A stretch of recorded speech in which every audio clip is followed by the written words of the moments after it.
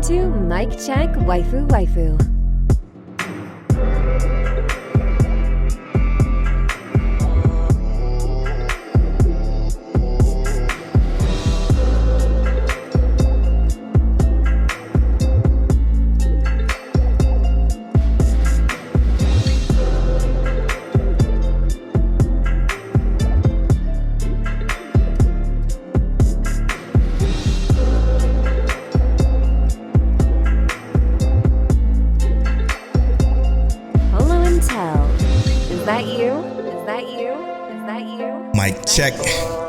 Mic check, waifu, King Telle. Is that you? What's up, bro? Host Polow. This is episode 261 of Mic Check Waifu. As always, it's brought to you by Patreon. Patreon.com/Mic Check Waifu is where you can get early access to the video version, a week early to the video version of the podcast. This is where you can get access to the Patreon exclusive podcast, The After Stories, where you can get access to Mic Check Manga, Take Talk, and other video content, as well as audio content over on Mic Check Waifu's Patreon.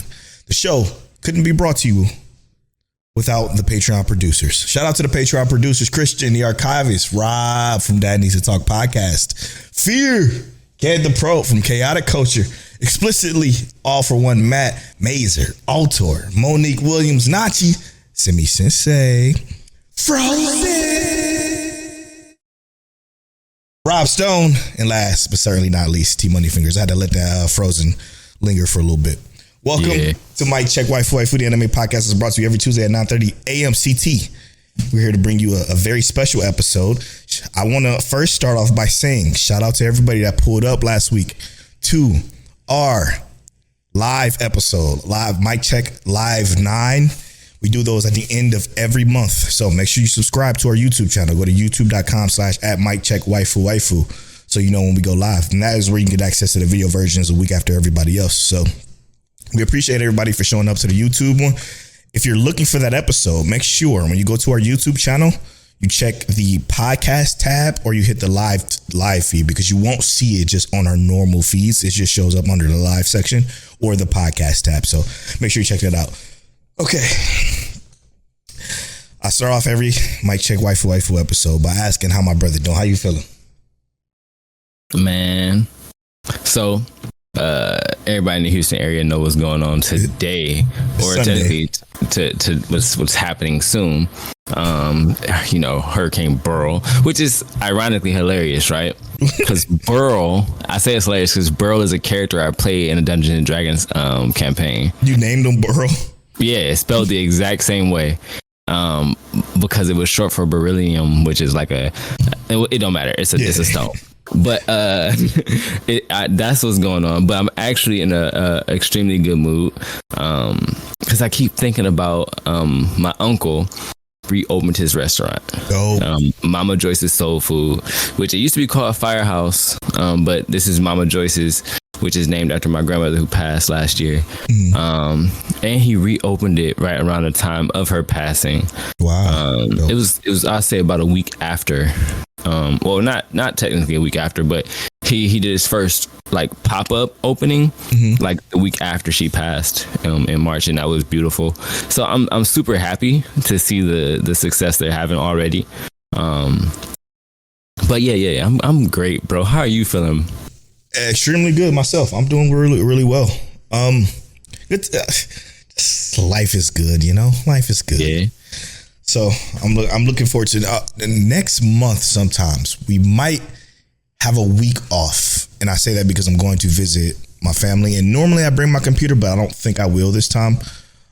So we'll see. I'll keep you guys updated on that. But make sure you follow us on Twitter at Mic Check Waifu, or you join the Discord. So this episode is the start of the summer season, plus our Windbreaker review. Okay, we're going to do the Windbreaker review probably in the second half of the show, if I had to guess. Yeah, but it's going to be a thick episode. Yeah, it's going to be a thick episode. But for the uninitiated, what we do is we cover seasonal anime. Season by season, we cover any new shows and then talk about them as much as possible. So today, what we're going to do is we're going to spoil episode ones of shows, which doesn't really affect the show much. It just tells you what the episode one was about to inform you on if you wanted to watch this particular show or not. We're going to give our thoughts. If you know us, you kind of know our tastes. So it's kind of easily, I guess it's easier for you to create your lists if you understand our taste and what we look for in anime. And I'm going to tell you now, for me personally, a big conversation piece of this particular episode or these episodes for the summer is character. I'm going to just say that. I say it all the time. I say it almost every week, it feels like. But it's a big one for me this particular week at the start of the summer season. So we're not going to do episode of the week this week because we're going to go right into every episode and what we think, because I think episodes of the week kind of spoils the conversation just a tad bit. Not for this week. But all right, Telle, where do you want to start? Do you want to just let's start off with something good. Let's get one of the heavy hitters out the way first. Something good. You know, can I call it audible, bro? Would you allow me? Go ahead. I want the heat. You want the heat? Can I not give you some not so heat first? I would like to get the not so heat first, just out the way, just to see how you feel about it, because you may feel different than me, but I gotta get this out of here. I watched it and it's just gonna be a one and done. Okay. For me personally, I remember somebody bringing this as their sleeper. Can't remember who exactly. Maybe I think it's in the show notes. If you could pull that up, Tell maybe somebody brought this up. Yeah. But for me, this one and done, I don't think I'm gonna watch it again, is Quality Insurance in Another World. This shit is ass. It's so bad. And funny enough, which is rare, Annie List agrees with me. It's a 62% average right now. It's bad. It's a bad show. It's terrible characters. I thought I was gonna like the art design. I hate the art design with everything in me.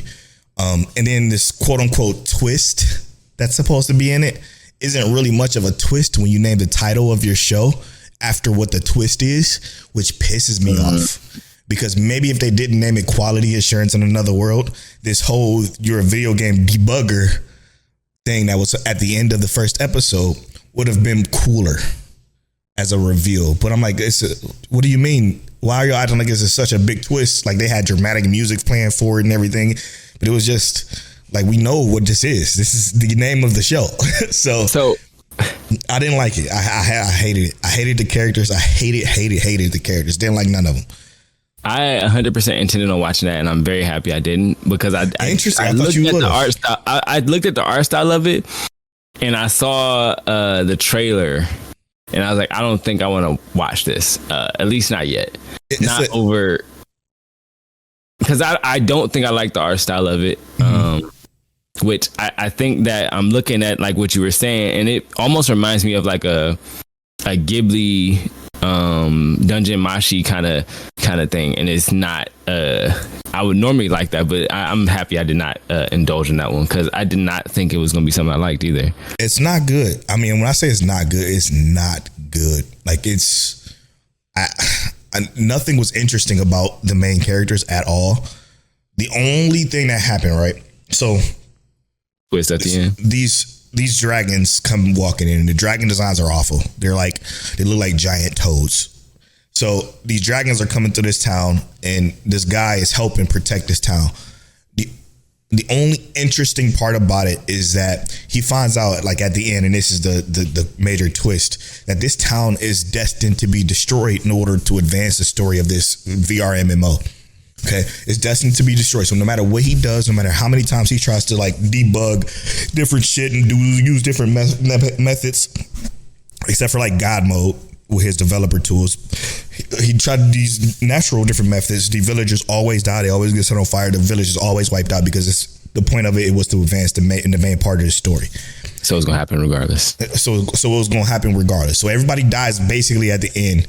But essentially, what happens is this little girl, who is essentially the main character with our main guy character, walks up to him at the end after the village is supposed to be dead. While he's already thinking she's already a bug herself in the game, she kind of appears again after she's dead already. So that was kind of interesting. I'm like, oh, cool. But the art style, the storytelling, it's a day and dubbed show too, but it's not even worth it, even in that respect at all. So I'm gonna go. Did you find if anybody had it as a sleepers? I didn't see it on our list for the people who had them as sleepers. So it was Frozen. Frozen, okay, because I don't know if I had Frozen listed on that list. Let me see. Yeah, I think I might have had something different. In the show notes, it was quality assurance for Frozen. Unless you got it different in your phone. It was quality. It was. I typed insurance to assurance. Oh, that's fine. Yeah. You take notes during the show, so the fact that you even get any of this stuff is pure talent. Sorry, Frozen. Yeah, it's not good. So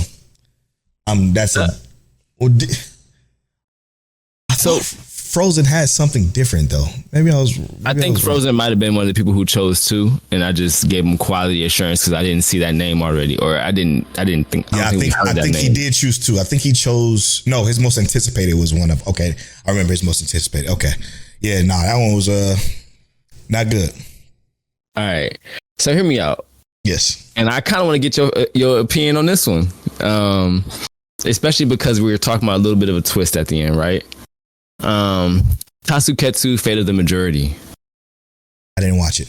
You didn't watch it? I missed it. Yeah. All right. I don't like this one. I'm gonna just be completely honest with you. Okay. I love when that happens, when one of us watches one, the other doesn't. Like, cause it feels good when it turns out bad. And I think what's funny is that, and it's not never to say that I don't like trust this person's judgment or anything like that, but Dad Needs to Talk said that he wasn't feeling it either. And an average score on AniList is what, 49%, mean score being 51%. Jesus Christ. And I'm gonna tell you why. That's hard to do. I'm gonna tell you why. Oh my God. There's like a last second twist, right? Because the whole point is it's a death game anime. And it's based off of majorities, right?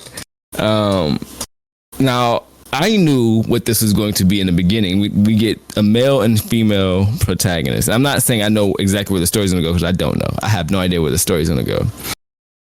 But we know that they're going based off majorities. Mm-hmm.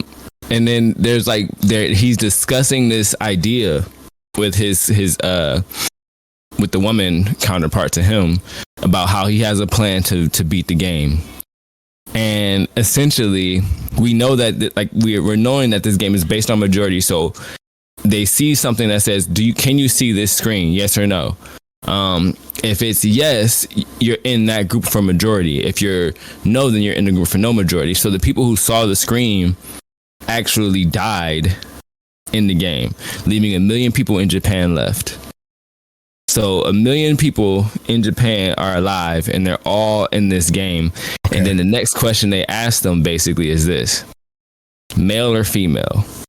Now we know how science works. We know that technically the percentage of women, especially once you hit a certain age, is like 1% to 2% higher than men in almost every demographic across the world. So if you say male or female, what are the odds that the men are going to survive? And I hate to say it, but that's kind of exactly what happened. Male or female. We know who died, and that's the end of the first thing. So now we're just left with the woman protagonist, and it's like you just killed off the only other character we know in the whole show. And we have no idea what's going to happen next. But I don't think that's what makes it bad. I don't think that's what makes it bad. What makes it bad is basically everything else. The way that they develop the story and everything like that, the way that they're introducing the game, so to speak, they introduce characters just for them to be already dead in the first 2 minutes. It's like, it doesn't feel, it feels like this show is having a hard time with object permanence. What does that remind you of? Trash. What is it? It wasn't the show I hate. It wasn't. Akame got killed. Oh, Akame got killed. Yeah, bro. Yeah, this is. I hate to say it. I'm gonna probably give it a 3-episode rule, but it don't even deserve that. If I'm being completely honest, I think that's the majority fate. Majority of people agree with that. Yeah. Clearly, 49% is real hard to do, on AniList. But like, I'm not touching it.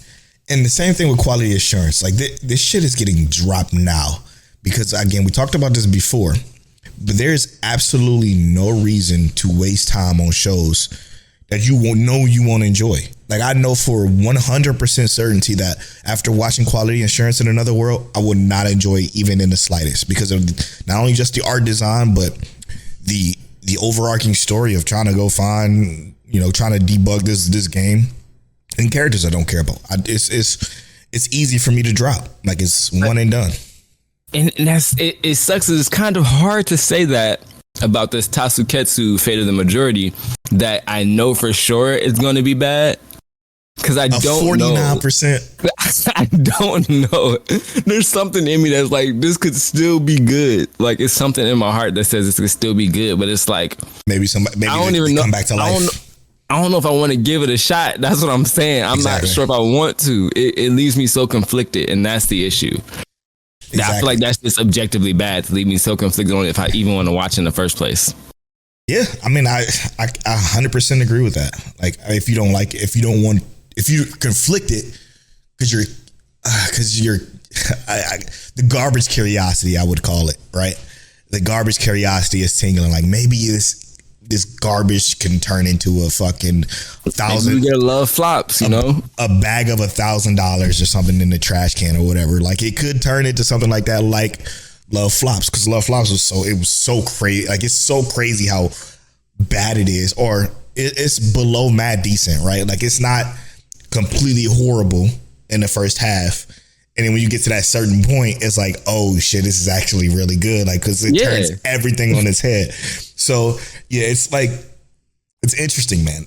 Look, so to be fair, and I'm gonna say this now for everybody watching or listening and watching, everything else for me personally was good.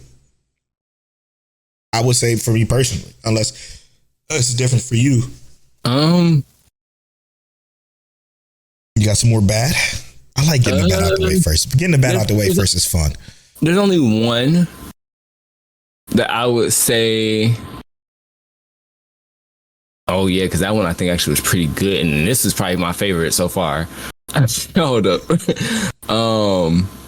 Yeah, there's only one that I would say gave me a bad kind of like vibe so far. And hear me out. I'm out. Let's get the bad out the way, like Polow said. Yeah, I like doing that first. And I don't want to say bad, but it's not my favorite thing, and it could be because I'm just not a fan of this specific like comic book group in general. Okay. But I'm not a DC Comics fan. Yeah. So the Suicide Squad ISEKAI. Oh, you watched it? The first 3 episodes. Damn. It's on episode 4 now, so I did not watch the most recent episode. Okay. But hear me out. I don't think it's bad. Okay. It's not for me. Mm-hmm. And I feel like it kind of sucks is that this isekai genre that I do like, it almost becomes too familiar with these characters, if that makes sense. It's like, because these characters, I know them. Oh, from a different perspective. It's like, I got you. You drop them in and it almost feels like it's making fun of isekai, which can be good. And I think that there are some people who are going to love it, but also the animation is mad decent at best. And there's moments when there's fire, right? Moments when animation is like through the roof, but the overall animation I feel like is lacking in comparison to even some of these like lower tier, lower budget looking anime, where we know that this is a DC, Batman oriented, you know what I mean, kind of like anime. This is going to have a budget behind it. There's Harley Quinn in here, you know what I mean? Yeah. These are characters that people are going to know right off the back. And it's okay. It's not for me. It's not for me. It has a 67 on AniList, so it's not looking good overall. It's dripping behind Mad Decent. Like, and for those for uninitiated, Mad Decent is just our way of saying quote unquote mid. So it's dripping below that. I would say I would call 70 mid, right? Like, I would call that in the middle of the road. Yeah. So yeah, it's not. I mean, it's with 4 episodes out and it to be 67% or 68%. I think the people would like. Sorry, that was my Windows Defender, not y'all's. I think the people would like it if you're a DC fan, maybe. But I just can't care, and I would not even try it. I wasn't even gonna try to touch it. Art style seems cool from a distance. Like I seen the trailer, but it's how it's more about like how they stretch when they're trying to get the fast reactions, how they overstretch and elongate the model instead of just like kind of going to that higher frame rate and then like I guess like downscaling it almost in a sense. Like it looks like they're not putting the quality. You know how like they get those Boruto and Black Clover scans where it's like the face is just stretched out and it kind of looks muddy and not appealing. It has that very same kind of effect. Okay. Like Studio Pierrot is sending their worst animators to do the most important scenes. Yeah, like you said, they do that to try to transfer the speed of like look, right? Like old school Speed Racer type shit. Like it's I'm cool. The dialogue is less than mad decent. Okay, let's move on from the bad if that's all you got on that. Yeah, that's all I got. Okay, so to go to something I enjoyed more than I thought I would. Okay. Right? And it's very interesting okay. Audible. It's not a bad show. Okay. But I don't like it. And what I'm referring to is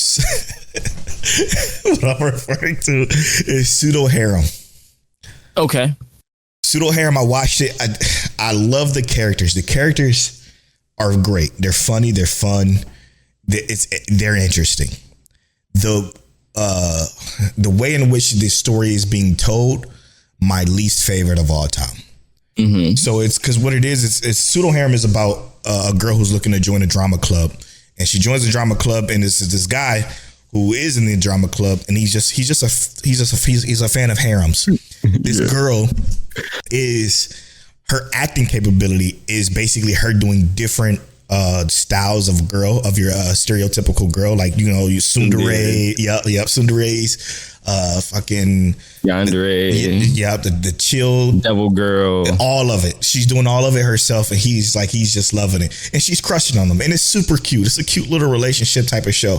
My problem with it is there is no structure whatsoever. It's a scene, and then it goes to a different scene from a different day or month or whatever the situation. Like there's just stuff happening when it doesn't have, I guess, permanence or relevance or even anything to it. It's a show of events, which is neat, I guess, in a sense, and it's a cool way of storytelling. But I don't like it. This avenue of storytelling, that is. However, I do think it's worthy of the 3-episode rule. Has a 72 on Annie list, so it's mad decent. But that's exactly how I feel about it. It's just mad decent. And I'll say this because I'm not gonna say this as like a counter argument, but I like it. Yeah. And I think that I was literally trying to think in my head, like, why do I like it? Why do I like it? And I'm listening to what you said, and like it's because it's a cute as fuck show, bro. It's like, come on, bro. It's the constant blushing. It's the fawning and stuff like that. They are a cute, like dynamic. Nice little dynamic, yeah. And you're 100% right because the show is literally all over the place. Intentionally, like it's intentionally all over the place, right? Which is interesting. It's an interesting way of telling a story. It's pseudo remnants of what's Kaguya-sama Love is War, but Kaguya-sama Love is War is more structured, way more structured, to where it has like scenes of great story beats that lasts majority of the episode, and it has a sense of progression. This feel like it has no progression because it's all over the place. It's literally from one thing to the next, to the next, to the next, and to the next, and it doesn't feel together whatsoever. Like I don't even know she's a transfer student or first year. I don't even know what day, month, time, why, where. Like it doesn't feel. It doesn't feel right. And I think Saphir said it in the Anime Talk channel, which again I lost it obviously, but because it wasn't in a form. But I would love to see if I can find it because it is. Yeah, it's just fucking gone. But it's intriguing enough to where I want to give it a 3-episode rule to see if I'm willing to stick it out. And those two main characters are, like you said, they're good. They're great. This season is crazy because it does seem like the characters are going to be what's like solidifying and cementing some of these shows into the weekly watches. Those characters are good characters, and that is the main staying reason, because it's almost immediately after the intro segment, we didn't see any other characters but those two. Right, essentially. So it's kind of hard to determine on if it's bad, because when your characters are good, it's hard to call your show bad, right? Like, because if your characters are bad, the show is definitely going to be bad. This time the characters are great. It's actually phenomenal, but I'm not enjoying the show storytelling method, and it's just the delivery of the storytelling. Like, if it had some structure, it would have been cleaner. All right, so with that, let's move on to something else that literally what's the word I'm looking for? I didn't think it was going to be bad, but it put me in a space of like, what is, like, I like it, right? I like it. It has a myriad of problems though. I'm gonna start with the mean score. It has a 64 on AniList, or 65. It's called Failure Frame. I became stronger and annihilated everything with low level spells. My goodness. So this one was interesting to me, and it was interesting to me because the avenue of storytelling, the opposite of what we just had. I like the way the story was being told, like through the narration of the main character, and how it looked for the most part, for the absolute most part, until it became, I guess when he went into the ruins essentially. And everything just looked fucking awful CG wise. Like, it was Ari Frietta bad, levels of CGI bad. But you came like Ari Frietta after exactly 3 attempts. Yeah, 3 attempts. It took me 3 attempts to watch it. That's exactly right. 3 attempts is the exact number. But when I watched it all the way through and enjoyed it because of the characters. But this one, I like the main character and hate everybody else so much that I can't wait to see him grow. Become super powerful and beat ass.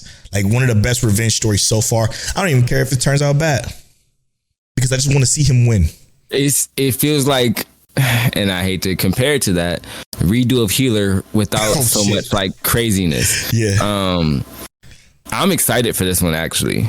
And it's just because I want a good revenge story, especially with the premise of the show. As soon as he said what he said, I was like, no, man, what you mean? Any status effect? I'm like, no, bro is gonna be buffing himself. He can just be like invulnerability and just buff himself. He's invulnerable.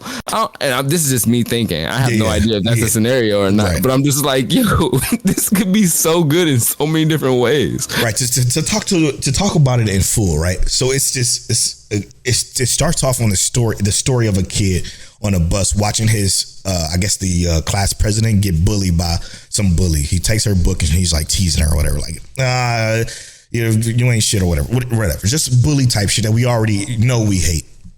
He gets everybody on the bus is just letting it happen. It's just kind of turning a blind eye to it until our main character decides, you know what, fuck it. Let me just try to step up. Let me just try to say something. He tries to say something and it doesn't go well at all. Like, he gets basically embarrassed and sweats and just shits his pants essentially. Until the air in the room. Yeah, they call him the air in the room. Like, he's just space. He's just taking up space. So until the popular guy tells the other bully, like, chill, like, just give her the fucking book. I'm tired of hearing it, essentially. And while they're on the bus and having these arguments and conversations, the entire bus get teleported. And up to this point, when I tell you, this shit looks beautiful. It looks really good as far as like the animation goes and the character designs and the colors. I like the colors for some reason a lot. And then when they get teleported, they teleport to this other world, and this goddess come down and she talks to the students and said, hey, you guys are all, we need you guys to kill the devil, the demon king or whatever, to help us save our country. And the students like, we don't want to do that. Can we go back? Blah, blah, blah, blah. Same, the usual isekai shit. What's interesting is when they start measuring skills, the classmates gets their skills measured, and everybody turned out to be A, S, B's, and most and C's being the minimum, but everybody getting their powers until our main character goes up to get his power. He puts his hand on a globe and the goddess just say, okay, next. Because essentially he gets the lowest rank ever. He gets rank E and all of his stats are super low. However, every character that got isekai gets a unique ability as well. Not everybody. Yeah. I thought they said not everybody got a unique ability. Only certain people did. No, they all, I don't. Because not everybody got a unique ability. Interesting. Like the one dude who got A class, he didn't get a unique ability, but the top S class dude got one, and the E dude got one. Interesting. Okay. Thanks for clarifying. So yeah, he has a unique ability, and this unique ability is basically status elements. And if you're unfamiliar with what a status element is, it's when you're playing a game and you get either poisoned or burned or frozen or like paralyzed, anything that you can think of, like as far as a quote unquote debuff can happen to you. And he has the ability to apply these debuffs. And basically the goddess is like, yo, cool, everybody's done, everybody got their powers, but you, come here. She tosses him down to this teleport and says, normally when there's an E rank within our batch of isekai students, they end up causing more drama than they're actually worth. So what we're going to do is we're just going to get rid of you. And everybody's in the class except for like one or two or like three people total are like, see ya, bye. You just take some air, get out. And and these people are fucking grilling him. When you watch this episode, it's like, demons. Damn, they're actually demons. They're like, yeah, you're fucking useless. You've always been useless. You've never amounted to anything. You never will amount to anything. You are the air. You just air. And it's the saddest shit ever when it happens. Like, it's so sad until they broke him down, bro. Yeah, they definitely broke him down until it goes into a flashback, which was perfectly placed, by the way. Like, it was perfectly placed. When it popped up, it was like, damn, that's deep. Because it was like his brother or sister or something like that essentially told him, like, listen, you know what you need to do. And what did he say? What was the quote that he had that was fucking fire? Oh, I'm sorry, I don't remember the quote exactly. Me either. It was so fire though. It was like basically telling them, just remember me, because if I make it out of here, I'm coming after all you motherfuckers, essentially. Yeah, he said you all better he said you all better get strong enough to handle me when I come back, basically. Is what he said. That's more or less what it is. Man. But when he gets teleported, this is when the show looks like shit. Quality wise, the CGI is awful. It's some of the worst you'll ever see between the characters and the monsters. It looks bad. They were trying to compromise for like the darkness. They were trying to keep it dark, but the CGI was trash. But I hated that. Yeah, it was so bad. It was like, and then like the monster design was terrible. It just looked like they used all their budget in the first 15 minutes and then decided to throw this in here. Which, yeah, I hope this segment is short. It's not, bro. I mean, anytime we gonna see a monster, it's gonna look like that only because of the intro of the show. Like, the intro of the show had all these monsters and it repeated it. Like, it's just gonna it's gonna look bad. But however, I think the story is gonna be worth the watch. Like, again, we say this all the time, even though we're Demon Slayer fans and people always say Demon Slayer is only good because of the animation, which, i.e., we don't believe that at all. But animation isn't everything to us, essentially. So if the animation and then the CGI is just going to be piss poor the whole time, but the story is going to be good, I'm down for it. And this is like, yeah, exactly. And this is what we say, like, the character is worth rooting for, I think, in my personal opinion. I really do think he's worth rooting for. So I'm going to watch it. So far, it's not even close to being dropped yet, but I think it's a very interesting revenge tale that's probably going to surprise us throughout the summer season. All right, I'm gonna hop on another one. Please do. I don't think you watched it yet. I think it's better than, I don't know. I think 60% is pretty accurate, but I don't 60%. think I don't think it's bad. All right, just hear me out. I don't think it's bad, even though 60% is accurate. My wife has no emotion. Oh yeah, I wasn't touching that. It's basically a dude who is like, all he does is work. He's like the dude from Zom 100. where all he does is work and come home. He doesn't get bullied at work, so to speak. But he don't have a love life.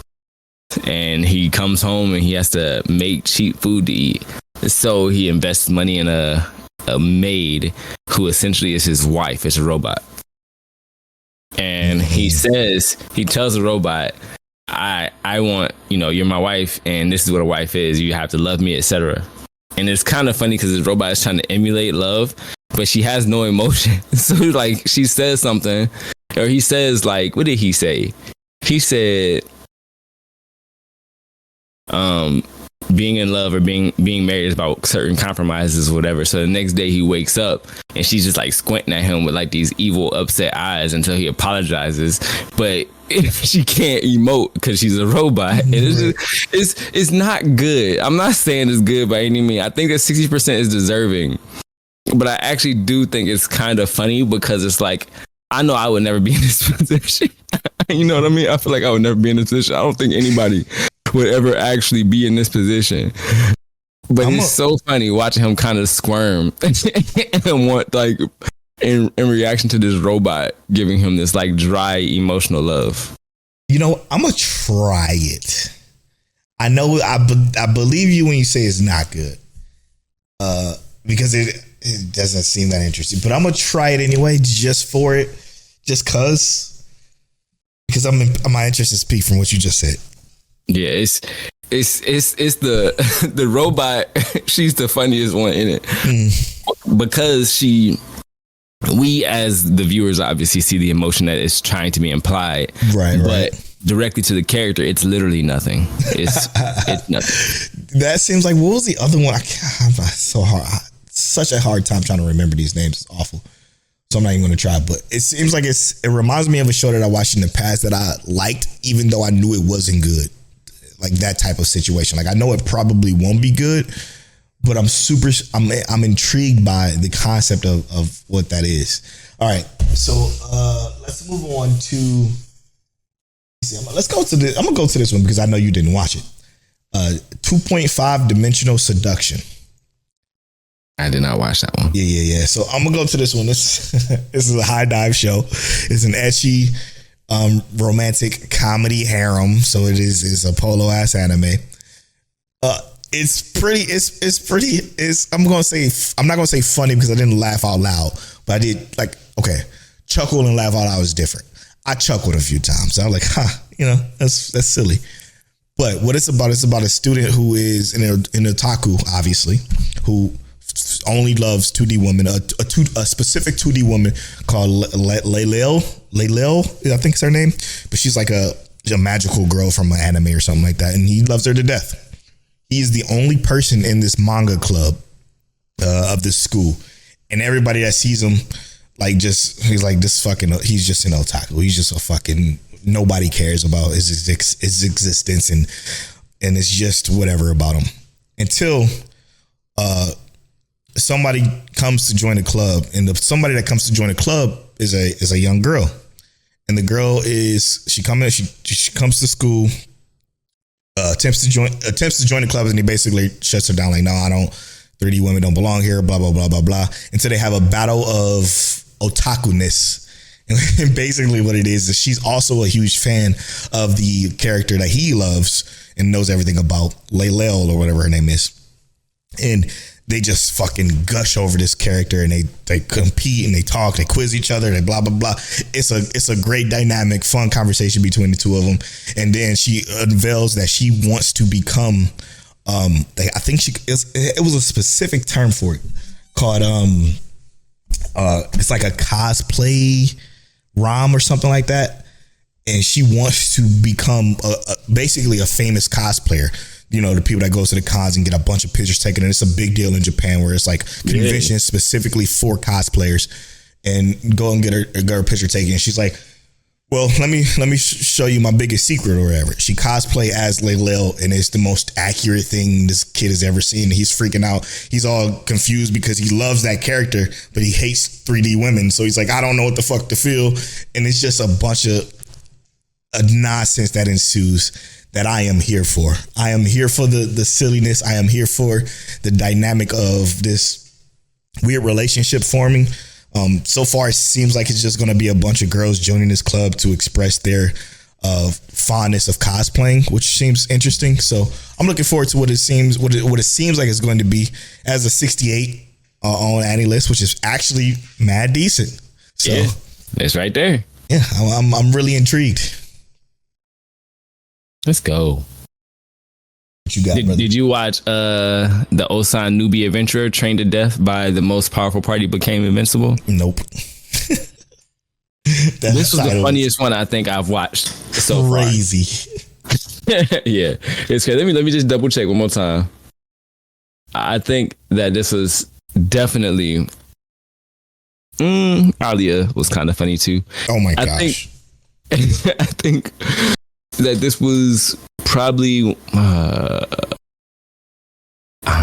yeah, it's between this one and Alya. I think that was just funny because so basically what we're looking at here is Ossan we start off with him being 30 years old. Okay. Most people become adventurers in their teens at about 13 years old. He became an adventurer at 30 after being a receptionist for 15 years. Damn. At the dungeon hall. So when everyone, or the guild hall, when everybody comes into the guild hall, he's a guild hall receptionist. And basically he did that for 15 years. Until he turned 30. Then he decided to become an adventurer. He was so bad, he became an F-rank adventurer off the bat, but couldn't do anything. So he trained with the toughest party, basically known to man. And for 2 years he did that. Oh, he shit. rejoins the guild hall and goes from a rank F to attempt to become a rank E. In his attempt to become rank E, he's taking a test. He does a magic test. Everybody does a magic test. They're like, oh, you've got D class magic. You got C class magic. C being very impressive for these people. Person who gets C is like this 11-year-old boy who's a prodigy. He's like a royal prodigy. Then they go to him and he tests it, and it's like the super small little bubble, and it pops, and then they're like, F, you failed. And it's like F minus is what they gave him, F minus, and he failed. And then the shard just explodes because he's OP in a sense. Right. Then we get to the strength test. It's a slime bag, and apparently the one that he trained on for 2 years was as tough as dragon teeth, which is supposed to be really tough, obviously, because it's a dragon. We know how dragons roll. And he punches the slime bag after everyone talks all that mess like he's super weak and destroys the bag. They're like, oh no, he crazy. He passed the strength test. And they get a defense test. He passed the defense test, beating the strongest spell that the strongest person there had. He's ridiculous, right? He's basically Saitama in this world. Because he's supposed to be invincible. This show is literally just him being OP, but not realizing how OP he is. Yeah, so it's not going to be my style of comedy. No, it's not necessarily going to be Polow's favorite. But I found this hilarious. I was definitely enjoying the watch. He has a very Shurima Felt Night moment where basically he goes up against one of the main girls of the school. She's like, if I beat you, you had to be my servant. And that goes both ways, blah, blah, blah. So she's overconfident. And he's scared of her. He's like, I don't understand why she's so strong, why she wants to fight me. She uses this move that's supposed to make her move as fast as lightning. And he's just looking at her and she's moving like a snail. And he's like, wait, is she just playing with me? She's trying to trick me? And then she goes 3 times faster. And he's like, she's faster, but I'm still blinking faster than she moves. It's hilarious. You know what I mean? I'm going to still watch it, though. I'm going to still watch it. I'm telling you, it's not. I also don't think this one's going to be good for everybody, but I do think that this is funny and enjoyable. So, Ossan, I'm just the Ossan Newbie Adventurer was that one. 60, I think it was like 60 something percent. What was that? 65%. I think that's accurate. Okay. All right, let's kind of, I don't want to rush them, but we're already 44 minutes into the episode. So let's try to get through it a little bit quicker. I want to go to one that we both watched that we most anticipating, one of our most anticipated shows, because I have to say this now. I do think Oshi No Ko, the OP for Oshi No Ko, is one of the best opening songs I've ever heard, or openings period, not just songs, but just openings I've seen this year for sure. Easily this year, but might be within the last couple of years, because that shit is fire. Absolutely fire. And then I'm not going to go into any details of this episode 1, obviously, because it's a season 2 and maybe you haven't had a chance to watch it. So come back for future episodes when we do spoiler talks on it. But the show picks up right where it left off in a space of, damn, I love these characters. Damn, I love what's happening within this show. And I'm looking forward to seeing what this particular season brings, because it seems extremely like it's going to be extremely deep and maybe even dark. So this season was crazy, or that episode was crazy. It was extremely good. I have no bad things to say about that episode. The Cafe Terrace and his Goddess season 2, so far so great. I still laugh at the show. Still quintessential quintuplets vibe with this show. I love it. I absolutely love it. So that is also one. And then I parry everything. Tell what you like this as much as I did. I do feel like it was mad decent. Yeah, I told you. So I said I parry everything is definitely going to be a show that we like. Yeah. Can't recommend it to everybody. Last week. Yeah. Can't recommend it to everybody, but yeah, I parry everything is actually. I like it. I rock with it. I like it a lot, actually. That's what I'm saying. It's like the concept behind it, bro. Had nothing, but he got everything with this, and I rock with how this is gonna go. Yeah, it's definitely, and like I said, to me it almost gives like that Ossan vibe, but not as campy. Yeah, and not as like almost belittling in a sense. Like it's making too much fun of the topic, whereas I parry everything is like it's making enough fun of it, but making it like progressive still. Yeah, super sad intro too. Like I was sad about it. But again, a guy you can actually root for. I am looking forward to seeing where this absolutely goes, and it's easily a week to week watch for me, for us, essentially.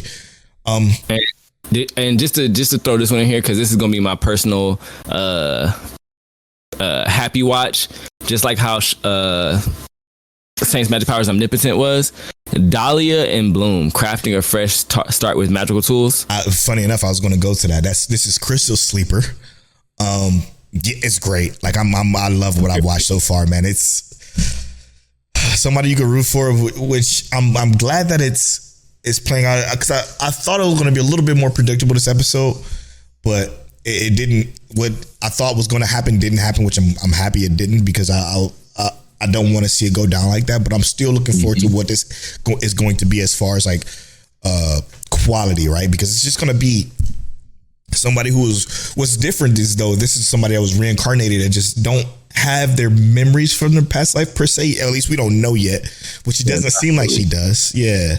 But it seems like she has the knowledge or the idea capability of bringing what she had in her previous world to this one. Right. Using magical tools, which is going to be just fun as hell. I agree. A nice little fun adventure with very pleasant characters so far. I was shocked at how much I enjoyed it.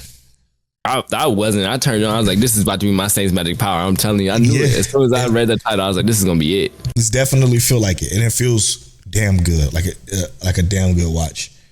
Let's see here. There's a couple that we didn't watch yet, that I'm sure is going to come at a later time. Let's go to the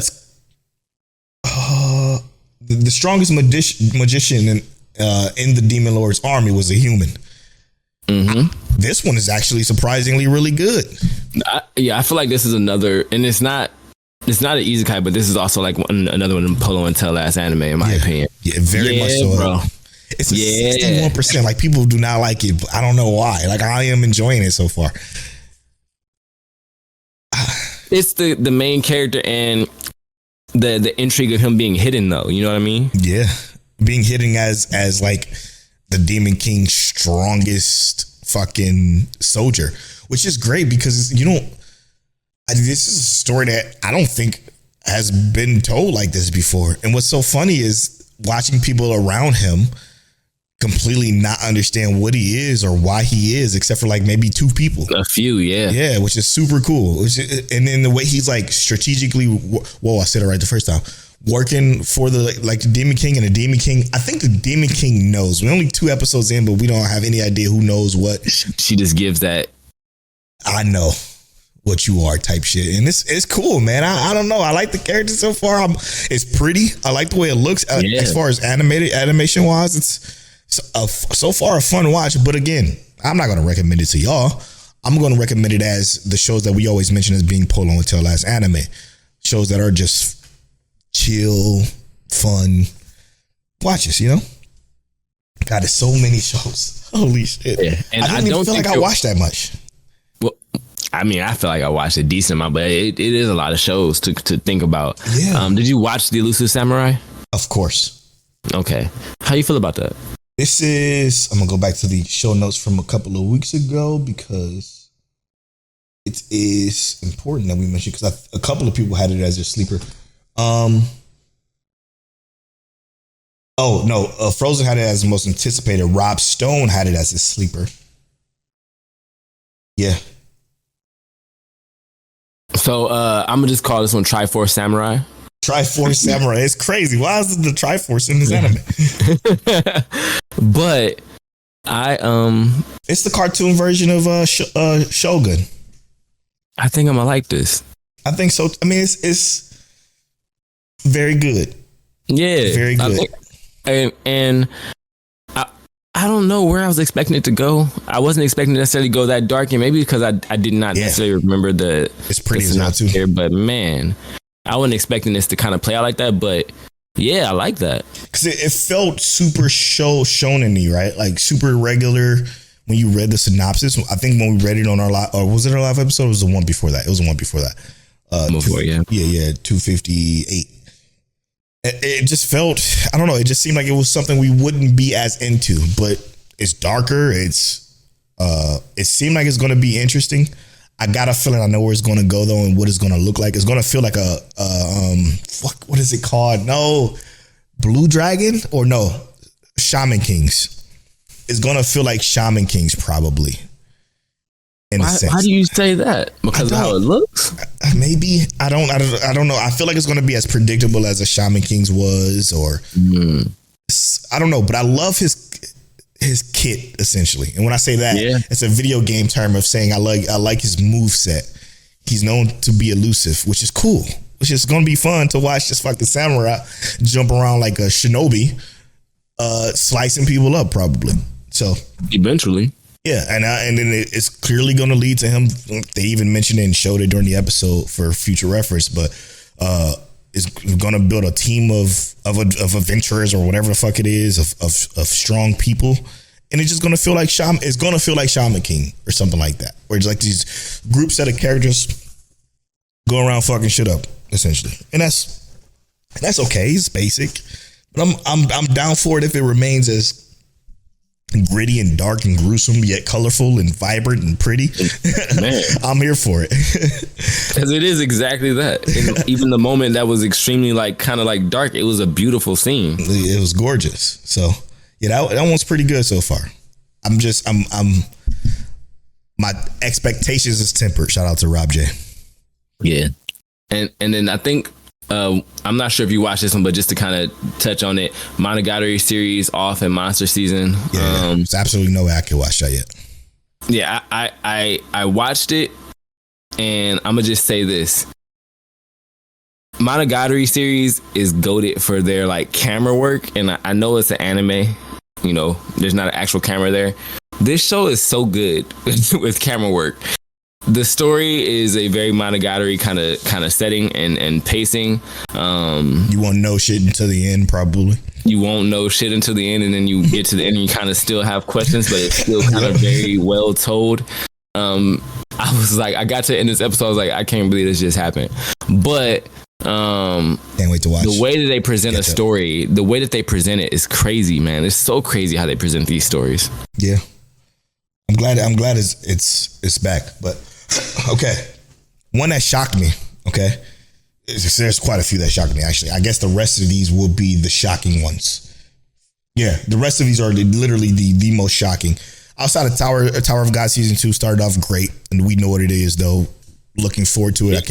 We're gonna talk about it in future episodes in detail for sure. So look forward to that. But Allie sometimes hide her feelings in Russian was so much fucking fun to watch. Probably one of my favorite shows. Mm-hmm. Because I have multiple favorites this week in particular for the start of the summer season. But this is definitely one of them because so good. Holy shit, was it so good, bro? Like, the character's so phenomenal. I love the main character so far. I love Alya, whatever her name is, and I'm loving like where it's going already. Like, this is gonna be my teen romantic comedy snafu-esque. Yeah, in a sense, without the main character isn't as great as our guy, but it still seems like it's gonna be a fun show, a fun romance. Funny romance, because I laughed out loud. Yeah, and it's funny because doesn't he understand Russian? He understands Russian. And she just don't know. So he's like, I'm watching the show and it's like she has no idea. She has no idea. He's even like making these crazy faces, like, oh, shit, I understand what you just said, but I can't react because if I react, he knows. Like, it's realistic in a sense where it's fun, man. Because like like imagine this is funny, but imagine just I'm sitting down with my girlfriend's parents. My girlfriend is Taiwanese. I'm sitting down with her parents, and what if they were just talking shit, but I understood every word that they were saying? How crazy would that be? Like, it'll be a situation like, damn, do I say something and fuck all this up? Like, it's just a weird conceptually. That's right. Yeah, I have no idea. Even though they would never do that. Her parents are awesome and I love them to death. Yeah. But I digress. It seems like it's going to be a fun show. Probably one of my favorites so far. Agreed, brother. Now let me go to this one, Telle, because episode 258, we talked about it. It was like, I don't know about this shit. The title is scary. Shout out to Fear for having the courage to pick this as a sleeper. But Days with My Stepsister. Mm-hmm. Did you watch this? Yep. It is fucking phenomenally set up so far. Like, brilliantly told so far. Like, I was blown back about how well the story was started. And how well the characters seem, how well off they seem. They both seem realistic. None of this fucking weird, kind of the weird connotations that kind of come with something with this title, right? Like it's always a weird thing that happens. But for this one feels so well written that I cannot wait to see where what this is or where it ends up, because it feels like Haji Hero. It does. Like it's like a super mature story is being told here.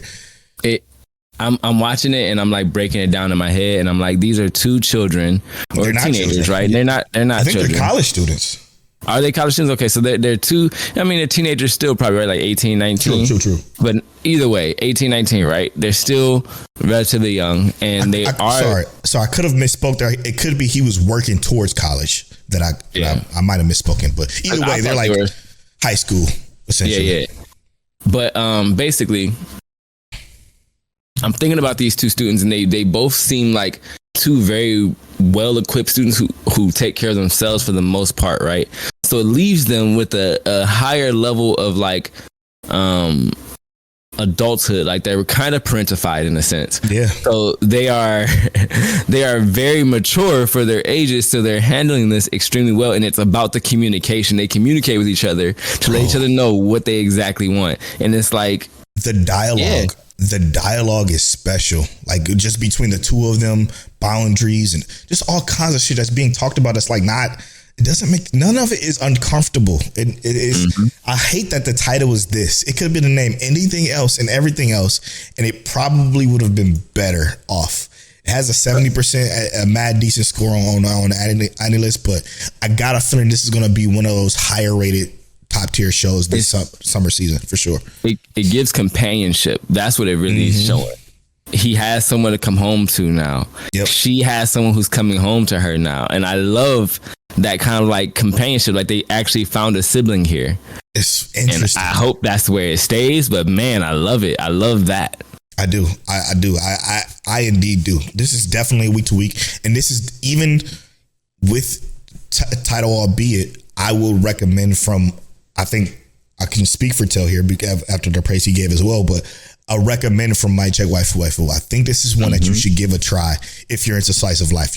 I think if you're not into slice of life, you won't like anything we give you slice of life recommendation wise, but this one is special. I really do think this is going to be special. So shout out to Fear for picking a great sleeper. Let me not took a chance there, didn't he? Speaking of sleepers, let's go into our sleepers. My sleeper being, let's start with mine first because I think it's easier. How to Become Ordinary. I'm so glad I picked it because it gets me to force Telle to watch a show that's like Hoyoka. But fuck, what you think? If this wasn't your sleeper, I would have watched it. Yeah, okay. First of all, I feel like Polow be cheating, y'all. I swear to God, I don't be cheating. I'm gonna look in the camera and I say, this gonna be cheating, y'all. Listen, there's no way. There's it's good. No way. I watched this anime, right? And I'm like, yo, this is good. This is real good, right? And I'm just thinking, let me go look at episode 258 real quick to see what Polow's sleeper was. And here we are, lo and behold, How to Become Ordinary. Man, this man be cheating. All I needed to know was it was the same creator as Hoyoka. That's all I need to know. That's all I needed to know. Crazy. It's good though. It's really good so far. And I'm invested in these two characters like no other. I can't believe how similar it is to Hoyoka, but yet very different. I said this in our Discord in the forum thread for it. It's very different from Hoyoka, but very similar. And it's similar in the spec that it has the two characters who are very good at solving mysteries or just very intellectually talented within them each other. But what makes it so different is that their goal is to not get involved with that shit. And yet it seems like they're going to be getting involved with this shit. Right. Not intentionally, but it's just happening. Like, it was the way it was moving and it was paced and everything. Like, it's so intriguing, man. Like, I love these characters so far already. It's like they're just trying to relax and enjoy each other's company. You know, just two friends chilling, you know? And it's just going to be like, again, I love it when they were talking about how one dude mentioned that y'all are a couple, so y'all understand how I feel. And like, weird, huh? We never, or even not even close to anything like that. And it's just a cool dynamic so far. Right. I'm intrigued, man. I'm super intrigued. I can't wait. Now to your sleeper, which was again, so Days with My Stepsister was one of my favorites. My sleeper was one of my favorites, and your sleeper was absolutely one of my favorites. This is what Black Clover wishes it could be. Hey, hear me out. I was thinking the same thing. God, it's fire. It was explained well enough, and it left us enough context to where we can grow into it. Yes, it took off with the MC having like it didn't just not give him a fair shake, because there's a lot of shows that don't give the MC a fair shake that like specifically like this. And I think that like Chivalry of a Failed Knight did a really good job of giving the MC a fair shake, so to speak. And that's what we get here.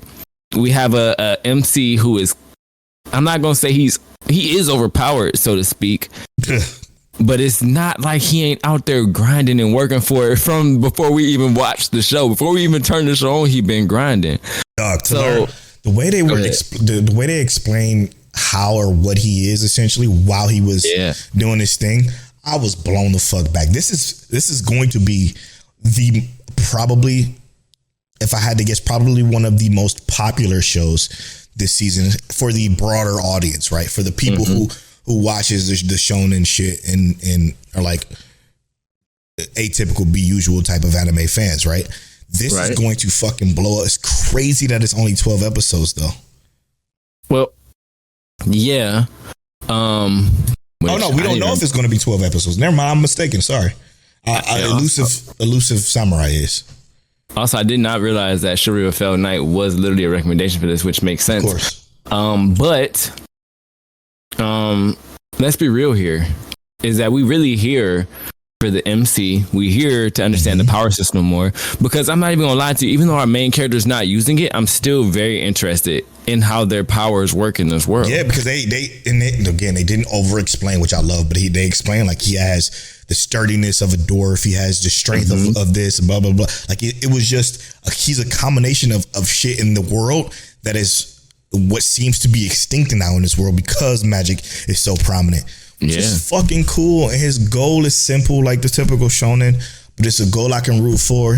He's a kid that he understands women. He's not shy and fucking a punk to women. His thing is like he's just analysis. He's analytical of the situation he's in, and where they explained his strategy, like how his mind works, everything. That's what made it so good, is that we know that he's not a simple-minded character. We know that he's gonna have depth to him. That's exactly the word I was looking for. Simple-minded. He's not simple-minded when it comes to the women too. He was taught to always compliment women. It's gonna be fun. It's gonna be a fun ass show. What's the one? Again, hate trying to remember the names, but you remember the one where it was the kid in the school who couldn't summon anything until he summoned essentially a demon by his side, and it was that really hot demon that we watched back in the day. Oh, one of your sleepers? Yeah, it was one. Was that a sleeper of mine? Yeah. Oh shit! Fire! It seems like it's going to be something like that. Yeah. And I mean, except for is this gonna be him though? Yeah. Other than his little black cat thing. I think his familiar is probably going to turn into something if I had to guess. But I think it's great, man. It's like literally one of my favorite shows this week. Easily. I was very surprised. I ain't gonna lie to you. I did not expect it to go at least be that good in my opinion. Why was the animation so fire? The movement, it was like smooth. It was like It was like they spent on it. They wanted that first episode to be good. It was like, we need you to come back and watch the second episode. I'm stupid. Of course it was a good animation because it's Bandai Namco. They got money. Oh yeah, they do. That explains that. But it's you said, well, they got money. It's gorgeous. I think that's it for like it, right? Well, I mean, there's a couple more that I think I watched. Okay. But nothing that stands out too crazy. So I will go to like what is it called? Nobody's Way up to an exploration hero. Basically, he just starts off just killing slimes, and he gets 2 really rare summon cards. One being a Valkyrie, one being a demon, and he gets boosted stats based off of them. Yes. It's okay. I'm not saying it's great. Nier Automata, Core 2. Yeah, I didn't watch it yet. It don't matter. It's a gas. So what we're gonna do is, this is obviously part 1 of the summer season. Next week is gonna be part 2. There's quite a few more shows going to be coming out. I think that will be it. Next week will be all of them for the most part. Yeah, I think we only as far as my list goes. Yeah. And there's going to be there's going to be a few things wrapping up too that I can wrap up next week. So we're going to finish that up. The rest of the shows we're going to save for next week. We're going to take a quick break, and when we come back, we're going to spoil Windbreaker. Not spoil Windbreaker. What am I talking about? We're going to review Windbreaker, and it may contain spoilers, but I don't think it will. Windbreaker, this is going to be our official review. But before we do that, I have to do this, and I have to do this now because shout out to our cohort and our friend, our producer, Dad Needs to Talk, Rob from Dad Needs to Talk Podcasts. He messaged me on Twitter and mentioned the fact that, hey, you guys are always picking shows to reviews at the end of the season. But yet when you did your live episode, you guys didn't pick one. So we are going to now have to pick a show. Instead of doing Get to Know My Check Waifu this week, we're going to pick a show to review at the end of the summer season. Mm-hmm. So also make sure you join our Discord because I am going to post soon what you guys want us to review in the mid-season for the summer season in the mid-season, which I want us to review. Sorry, it's midnight, so I'm a little tired. But Telle, what show this summer season do you think we should review at the end of the summer season, as we did with choosing Windbreaker? Now the difference is we're going to have at least episode 1s under our belt for the most part. Maybe we should choose one of the ones that haven't released yet, just to make it a little bit more fair, which I think would be a good idea. Yeah, that's what I'm thinking. Also, something with only 12 episodes, obviously. Yeah, something short enough. I'm looking at, and some of these unreleased don't have their episode count out yet, but I'm thinking personally, and this is just an idea. It's up to you if you want to agree with it or not. But I'm thinking too many losing heroines. I think that's probably going to be a 12 or 13 episode show.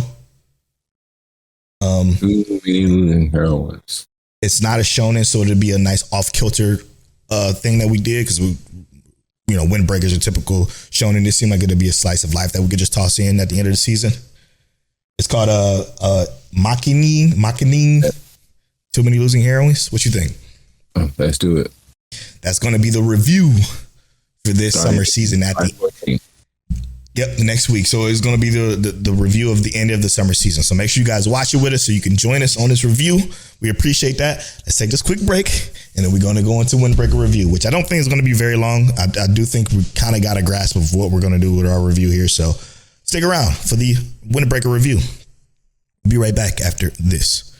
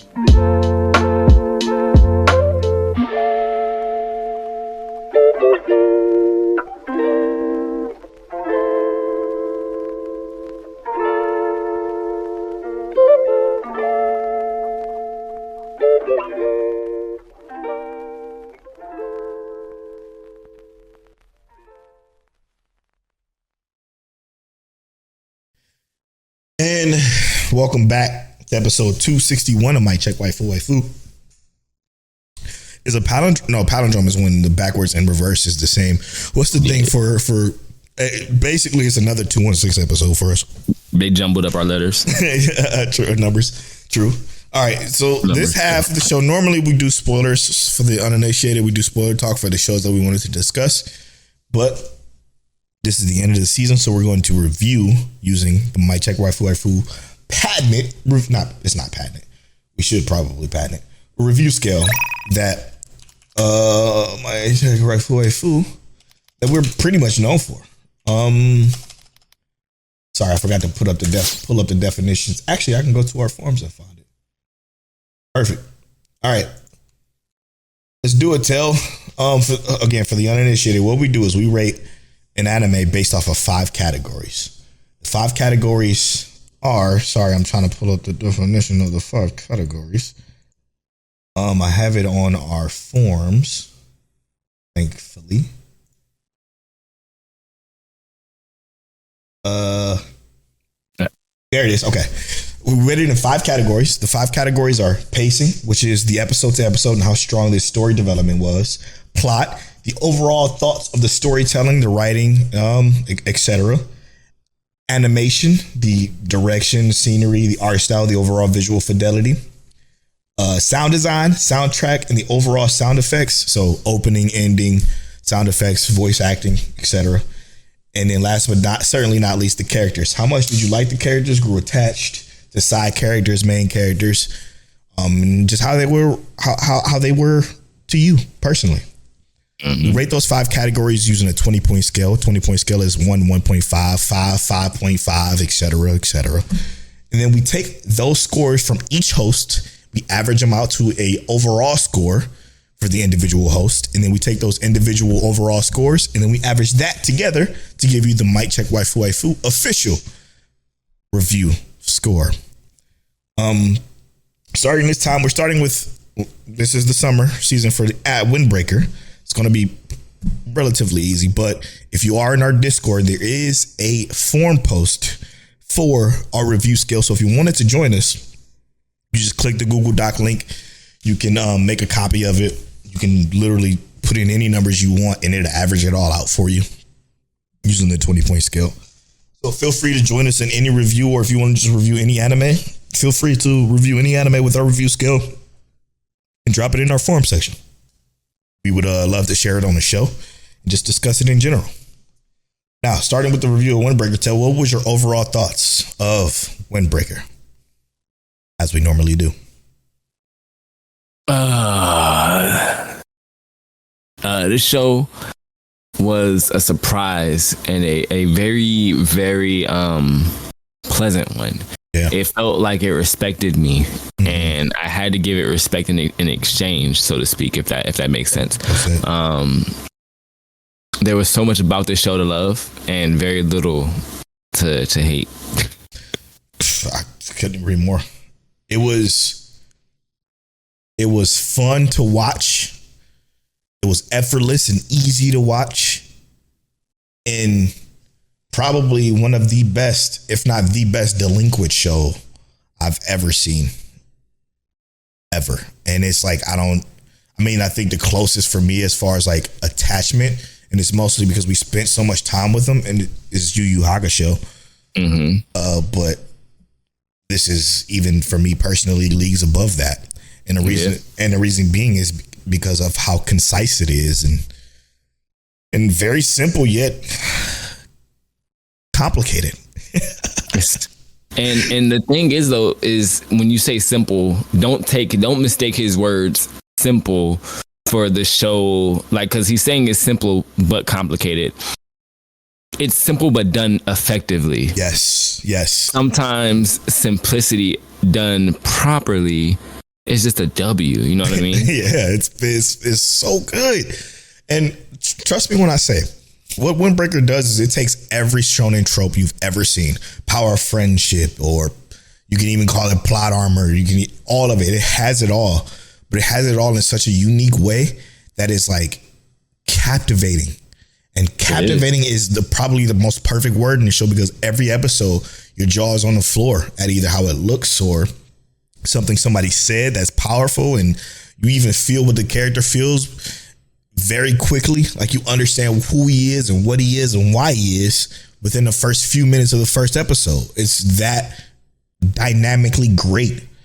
Speaking of dynamics, the character dynamics within the individual side character is some of the best shit I've ever seen in any shonen in my life, period.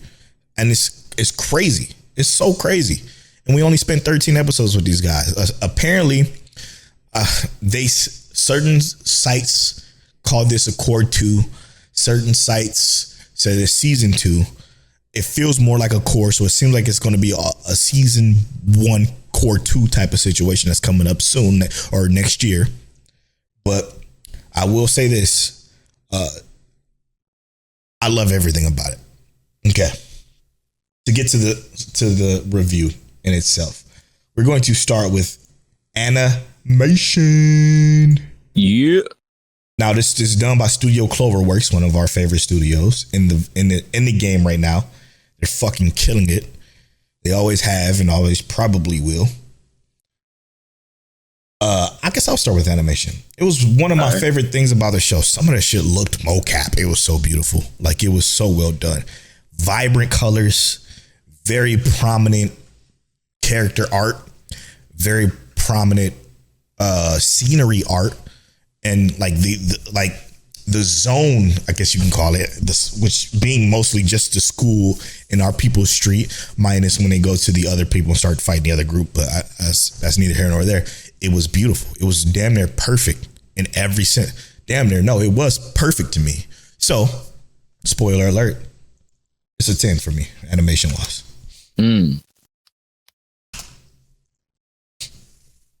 Yeah, I think that visually, for the type of show it is one of the best looking shows for this like type. Yeah. Simplistic, especially for beautiful. Yeah. Especially for like a regular anime. This isn't a movie. You know what I mean? Right. This looks amazing. While I think it's perfect for the show, I'm not gonna say it's perfect. I gave it a 9 out of 10. Okay. But it's something about the poppage, if that makes sense. But it's the way that they hit the camera angles too. Yeah. They definitely do accentuate the angles like in the fights and stuff. Like I can remember when Sora or Sakura was fighting what's the karate dude with the gi on? Tengu? Yeah, when he was fighting, Togame, that's what it was. Togame, yeah. When Sakura was fighting Togame, there were so many angles where they were like down by the foot just to get that proper acceleration look, and they changed it up. That was done beautifully. The only reason I can't give it a 10 is because they didn't have that that they didn't go overboard with the flare, but it was so accurate for the show. More of a reason why it was perfect. It was so accurate for the show. Yeah, it was good, man. It was really good. You hit the nail right on the head. It was, again, we know it's an anime, so camera is relative to the drawing in which they place the angles of the shit we see. But it was perfect. I mean, it was like it was a crane operated camera at some points. It was just beautiful. It was so good the way it was angled, and again, the bold colors in the deep solid colors of everything in the show was perfect to me. I don't think there's anything it's not Demon Slayer, but it doesn't have to be to get a 10 in my opinion. And that's just how I review or look at the animation. The next one, Telle, is sound design. Sound design being the soundtrack, which is the opening, the ending, overall, and opening, ending, and atmospheric music, as well as the overall sound effects. What did you think? I'm gonna say this show used every element to set the tone for the actual environment of the show. Yeah, whether it be the characters, the actual pacing itself set the tone for the environment. But that sound design, bro, they did a lot of really good stuff with the sound design. The fighting felt dynamic and real. When you have stereoscopic headphones, it feels like you're getting a full stereo setup. Even when I'm playing on my home surround sound system. Yes, bro. The sound design here was immaculate. So I'm actually giving that a 9 as well, because it was crazy through the roof. Yeah, the soundtrack personally for me is what was my favorite. Like the music that was played was brilliant. It just felt like when you hear a song from Windbreaker, like if you're just out and about listening to stuff, if you watch all of Windbreaker and you just hear the song, you know it's from Windbreaker. It's so distinguished and distinct and just wonderful. Again, it does what I think My Hero does the best. My Hero does this the best, and that's atmospheric music and tone that can't be beat. And this one is the same for me. I think the sound design is, again, one of my favorite pieces of this show. I'm going to give it a 9.5. The only reason why I can't give it a 10 is because the voice acting was okay to me. I didn't hear the dub, but I only heard the sub. And I think it was okay. Pacing is the next category, and pacing is episode to episode and how strong the story development was. For me, this is a hard one because it was like I gotta put it into the perspective as being a completed anime now. Not necessarily week to week, but watching it week to week was hard in a good way. It was hard because it was so fucking good. Like it kills me because it always ended perfectly. But it didn't, it left me clamoring in a way that was tasteful, what I always say. When you leave me blue-balled in a show and it's distasteful, what was the My Home Hero? That shit was so distasteful in the way it ended each episode that the pacing just felt terrible. It was awful to watch that show. This one is the complete opposite.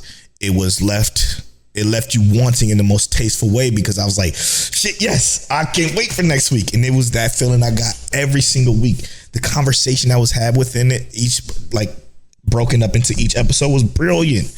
And again, I love it where it went. The only thing about the pacing that threw me off necessarily was the end.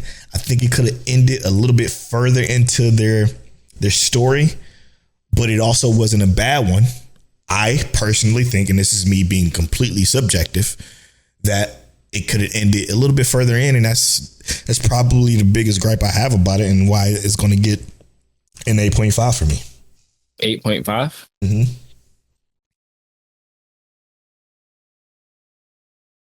Okay. So the pacing for me was amazing. Amazing. I like Mason better. It was Mason jar. It was amazing.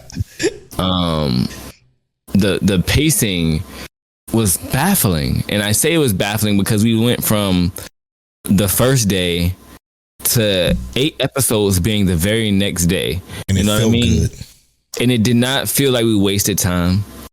It didn't feel like we did anything that was out of the ordinary. It felt like we got the resolution settled. And then we went to it was like the next week when school started. Mm-hmm. And then basically that's the end of the anime, so to speak. Or the first season. But it didn't feel abnormal or wrong at all to me. So I gave the pacing a 10. I loved how it ended. I loved all of it. And we did talk about that, where Polow and we did have that disagreement on the ending there. But it wasn't necessarily a disagreement, so to speak, because we both, I would have gave or take it a little bit after or at that spot regardless. Like, I think that it was a perfect spot to end. Mm-hmm. And I agree, because I was always wanting more. And I was at a 9.5 before you said what you said earlier. Because when you said, what did you say? You basically said that it left you clamoring for more, but not in a bad way.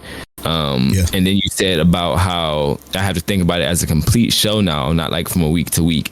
Mm-hmm. I think week to week, this show had me ready to watch more. Yes. I think if I was binging it, I would be amped to just never turn it off. Yeah. Easily. When you said that, I was like, it's got to be a 10. Because I'm not turning it off. If this is my first time watching it, I watched that first episode and all of it is done. Yeah. I'm not turning it off. I'm not even going to lie to you. It's a 10. So I had to give it a 10 for that. I like that. Yeah, I'm so different when it comes to the 10s on pacing, because I think perfect pacing to me feels like summertime rendering. And that's where where my mind always go back to when I'm thinking of pacing. It's summertime rendering was absolutely perfect because of the same things I talked about here, but in its capability of the moment to moment episode shit. Like, it was always progressing. While this one did progress. It just, at some points, it felt a little bit like a filler moment every once in a while for like 1 or 2 episodes. And that's the only reason why it's not a 9 and above, is because of those more so progressive moments. And it was mostly towards the end of the series, as I said during my discussion of it. Towards the end of the series, there was a couple of things that happened that was a lot slower paced, and it just felt, we need to fill this episode time in, and it was, while it was still prominent to the overall plot. Speaking of plot, Telle, the plot is the overall thoughts on the storytelling and the writing of the show. So, I feel like the plot of this show is very simple. Very simple. Very, very simple. But I always think about these two together, but plot and pacing. The pacing made the plot delivered so well, or it delivered the plot so well. I can't give the plot a 10, but with the delivery of it, with the function of the plot driving the motivation and everything like that for the show, the way it did, because this is a very cookie cutter kind of plot. But it was the constant delivery of it, and then getting to where Sakura's trying to understand why he should even be something like a captain, or why he should even try and ascertain or get to the number one spot. I give the plot a 9 with that development and getting there. That's high as hell. And I think it's too high. And let me tell you why. Go ahead. It's obviously, this is the reason why we do this with 2 separate hosts, given our individual review score.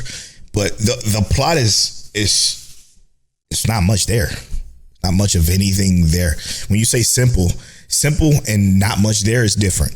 I think simple is Demon Slayer. Not much there is what this is. This is not a lot of anything. This is just one thing happens. The most of the show is that one thing that's happening. And that's cool. Well, I think it's cool. We don't have anything until episode fucking 12 or 13. I think it's 12. Yeah. We don't have anything until episode 12 as far as a plot goes for the show. It's just, it's a one thing. It's a one little small story told across these episodes, paced really well. And that's why I think the plot is the weakest part of this entire show. And I say that respectively, right? Like I have to be completely objective. I have no problem with the plot, but objectively speaking, it's not anything there at all. Like it's just one small story told within this one kind of day. And then at the end, episode 12, literally, and it's 13 episodes, we get a overarching plot and goal of what we're trying to accomplish here. So while it's initially hinted at the very beginning of what he wants to do, it isn't really established until the end. So for me, while that one little arc and story that we got that was spanned across these episodes was phenomenal and great, I do think the plot was lacking. And that's why I gave it a mad decent score of 7. I have never wanted to debate with you on a score change so bad. I mean, please do. Okay, so hear me out. What's the one? You said there's one story here. What's the one story? What is it? The one story is essentially him coming to the school and him getting involved into the fight within Shozuten and Bofurin. That's it. Right. And it's all because of this one student crosses the line and the guy, like it's that small little story. It's an arc. It's just one arc of not much of anything. And then we get to episode 2, sure, where we see the captain or the leader of Bofurin on top, and he's asking and trying to figure out what's the reason for being number 1. That's not the plot. It's tied to the plot though, because it's a subsect story that leads our MC to something. In that case, so is pacing. So that's not quite exactly where I'm going with the plot when I say plot. Plot is what I just said, the basic premise of that story. It's a small little piece, a small little arc. What you're referring to, in my personal opinion, is character. Is the characters, what they're doing and the motivation there.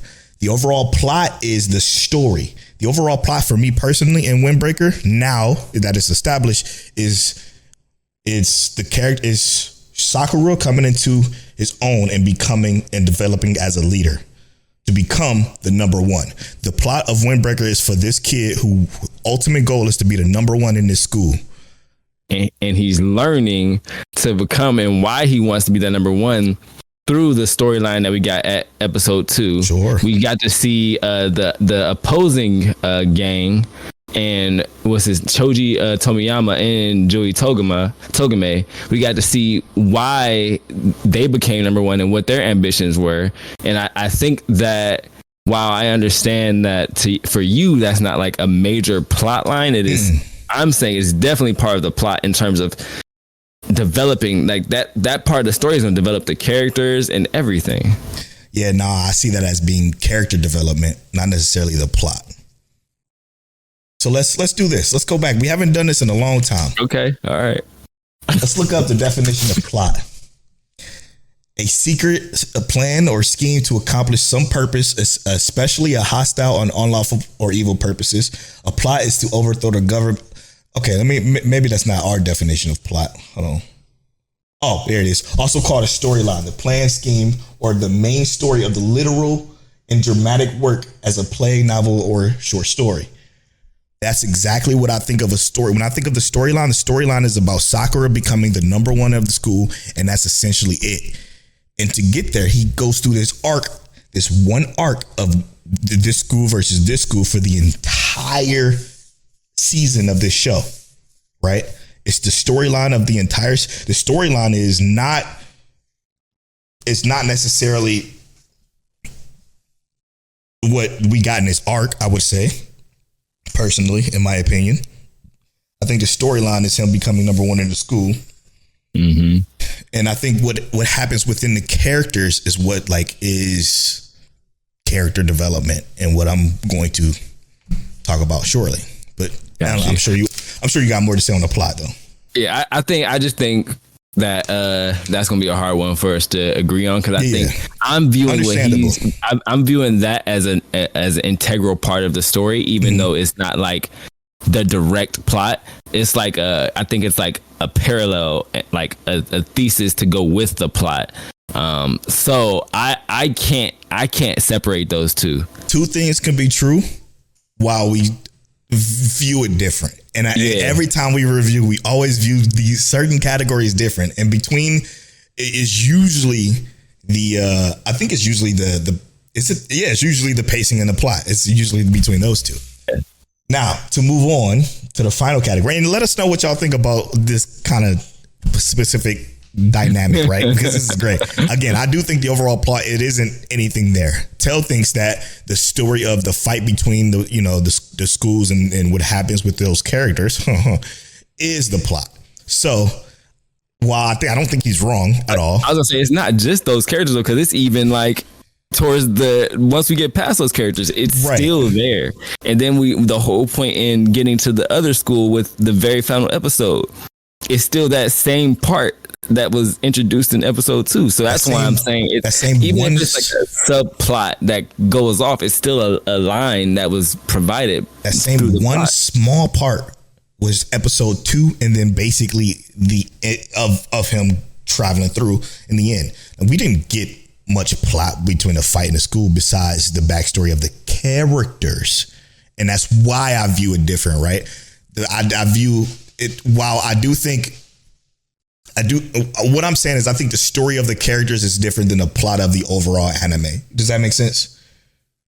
The story of the character itself is different than the story of the overall anime, because the story of the overall anime is Sakura becoming number one. The story of the characters are each individual backstories and characters, because if what you're saying is how you view it, then there would be absolutely no reason to have a character section in this review whatsoever, because if the character story is essentially the plot in every show, right? Like if you're looking at it from your perspective, that's how I view it anyway. I think the character stories themselves is what make the characters. Attitudes, goals, reasoning, dynamics. So let's move on to that. The next topic is characters. Characters being how much you grew the characters, sides and mains, and for me personally, the overarching backstory of the characters, right? When you watch a show, characters have their own stories that don't necessarily have to mean for the plot. And that's just how I view it, to clarify again. So for me, the characters was my absolute favorite part of the entire show. While I did give animation a 10 for this particular reason, I do feel like the characters are a 10 because of those stories that are told within these characters.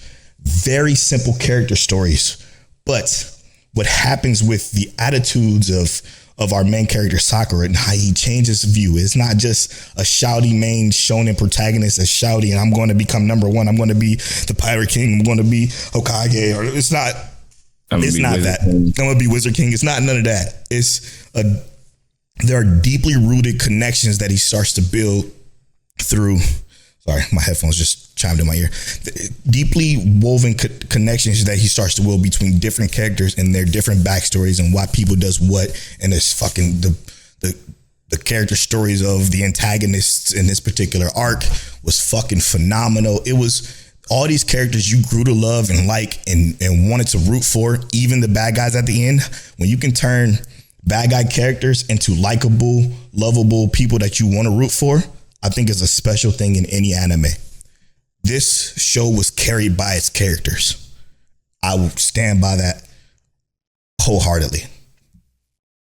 And it's a 10. I mean, you ain't really got to stand by it because I'm going to stand on it. It's definitely a 10. That these characters were the show. 100%. They were, and when I think about these characters, I think about how they interact with each other. I think about how they challenge each other. I think about who they actually are in conjunction with each other, right? All of our main group of characters, even like the side characters, the ones that are just in the background, bro. They don't even have a name yet. The middle school kid that got us into the arc in the first place. Right. They all were standing on business, but they're all like, what's wild is you walk into this scenario where these characters seem like they're going to be rough, rowdy, rambunctious, hard-head, knucklehead kind of characters. Yeah. And none of them are that. I feel like good people. I feel like this would have been you and I school for sure. 100%. I love these characters, bro. They're 10. They're 10. It's again, and then everyone's story was so, I guess I'm gonna call it relatable, right? Yeah. And it's not that it happened to us or anything close to it. No. It's reasonable. It's reasonable. Yeah, that's a way better term. Reasonable is the term I should have used. It's reasonable, man. And again, I love the fact that character growth is seen and felt throughout the main characters from episode 1 through 13. It's not just episode 1 and then maybe 6 and then maybe 13. It's episode 1 through every single episode. There was a growth moment for the main character that was phenomenal. Something that he learned that he's never had the chance to see or feel. And some of that character development was really just through the eyes that, like, you know, we don't know anything about some of these characters. Yeah. How was I supposed to know that Hayato,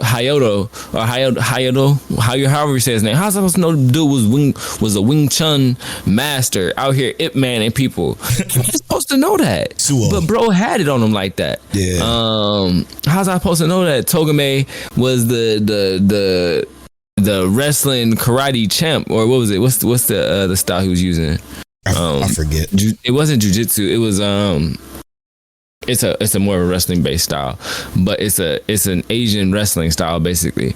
But how was I supposed to know that he was just built different? Haragi built different. Sugashita, like, he's got the reckless long arm face. I'm gonna face slam you. He's Drayden more, so to speak. You know what I mean? Yeah. But all these characters, they have a dynamic amongst them that makes them all likable, so to speak. Yep. Even once, like you said, even with the bad guys, you start to like them at the end. Yeah, you're supposed to hate them when you're supposed to hate them. You love them when you love them. It was just the character development, and within the show was brilliant. It was perfect. It's absolutely perfect. Okay, that concludes the review of Windbreaker. Interesting. So Telle, if you had to guess, because I know you're not averaging, you're not in the document either, so you can't see exactly what our overall score was. What would you guess our overall scores would be? I think that it's going to get a 8.4. Okay. No, 8.6 out of 10. Here are the scores for Mic Check Waifu. Animation, I gave it a 10, Telle gave it a 9. Sound design, I gave it a 9.5, Telle gave it a 9. Pacing, I gave it an 8.5, Telle gave it a 10. Plot, I gave it a 7, Telle gave it a 9. Characters, we both gave it a 10, which rounds out our score to be Polow, 9, Telle, 9.4. Overall, Mic Check Waifu scale, our score for Windbreaker is 9.2. Which I think is deserving of a 92%. An A. Yeah. I think it's a perfectly well-rounded review. Again, this is why we do this. We bring both of our scores together. Even though our individual scores are not so different. In comparison to Annulus, Windbreaker has a 9 or 7.8 or a 78%. Wow. Which I don't get. That's wild. I don't know what they want. I saw somebody complain about it. I forget what his name was on Twitter. But then again, every time I see something on Twitter, I just get off of Twitter because it seems like people just talk to spew and get some interactions nowadays. So I don't really care. But it's great. It was a great show, and I'm looking forward to what season 2 or core 2 is. Where does it fall? Where is it in between on our overall list? Do you have that put up? Yeah, it's going to be between Arcane, because Arcane got a 9.2. Okay. And bottom tier character season 2. Wow. Okay. Damn. What did bottom tier character season 2 get?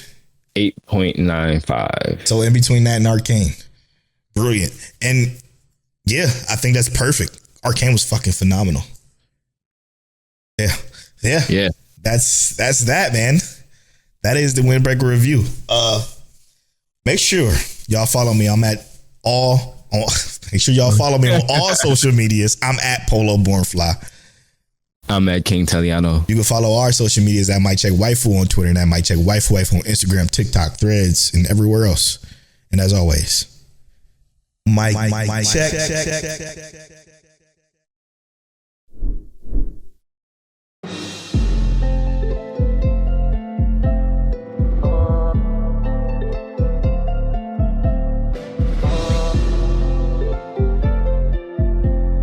You're now tuned into Mic Check Waifu.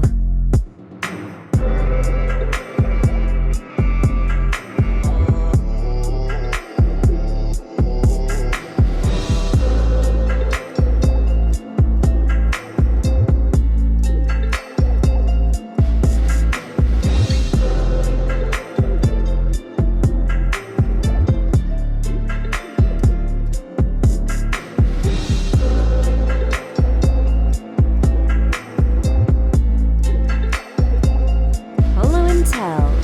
Is that you? Is that you? Is that you? Is that you? Is that you? Is that you?